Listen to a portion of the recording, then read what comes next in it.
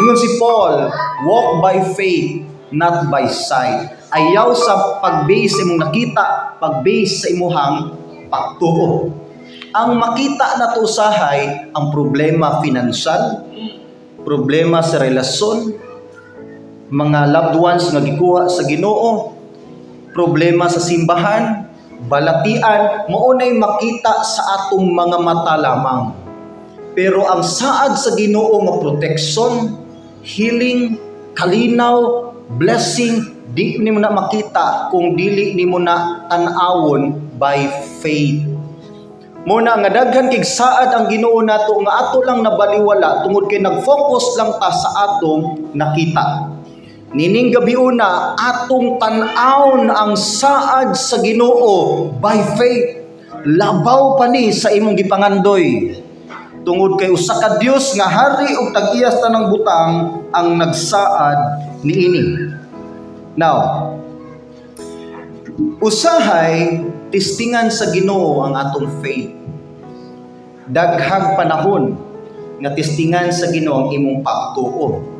Since ang atong pagtuo di ay nagapalihok nato, muy nagatukmod nato nga mga lagad sa Dios, ang pinaka-importante nga part sa imong access sa Ginoo ang imong faith. Mo po na ginatira og maayo ni Satan.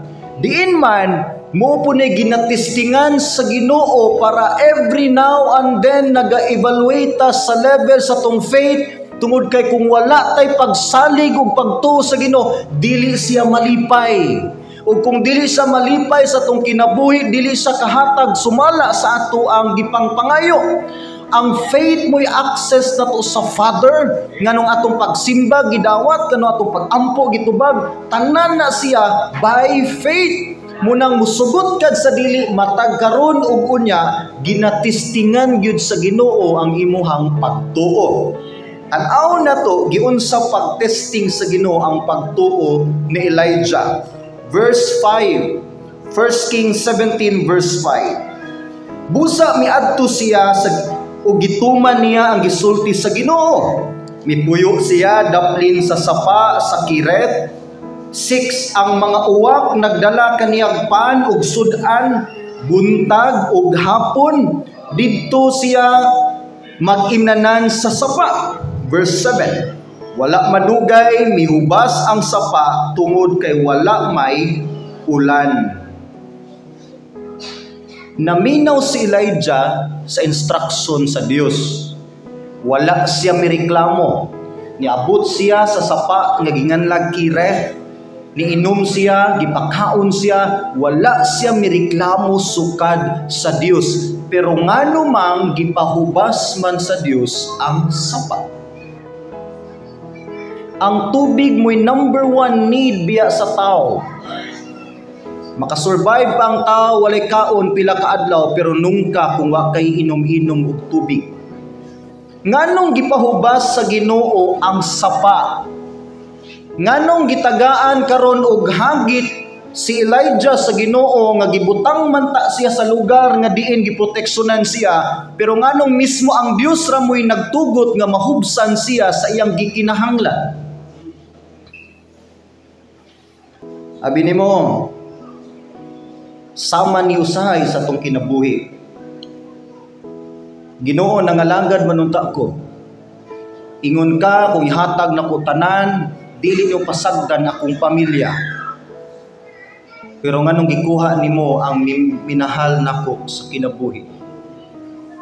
Lord, ingon ka kung unahon akong ministry, Matthew 6:33, ihatag nimo tanan akong gikinahanglan. Pero nganong natangtang akong mister sa trabaho. Nganong bisag usa ka kilong bugas maglisod na migpalit. Nganong kinahanglan ma-admit akong apo sa ospital, wala mi kwarta Ginoo, faithful man ta mi sa church.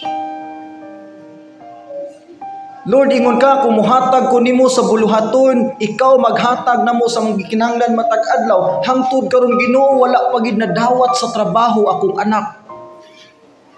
Naay mga butang nga kalit tandugon sa Ginoo ang ato yung pagtuo. Siguro na time ang imong question ang Ginoo, Lord, ngano man gani niabot siguro ka sa punto nga imo siyang gibasol. Pero tanawa ang rason nganong gitugot sa Ginoo nga muubas ang sapa. Verse 8. Verse 8. Unya giingnan siya sa Ginoo. Verse 9. Lakaw ngadto sa Sarifat nga sakop sa Sidon ug puyo didto.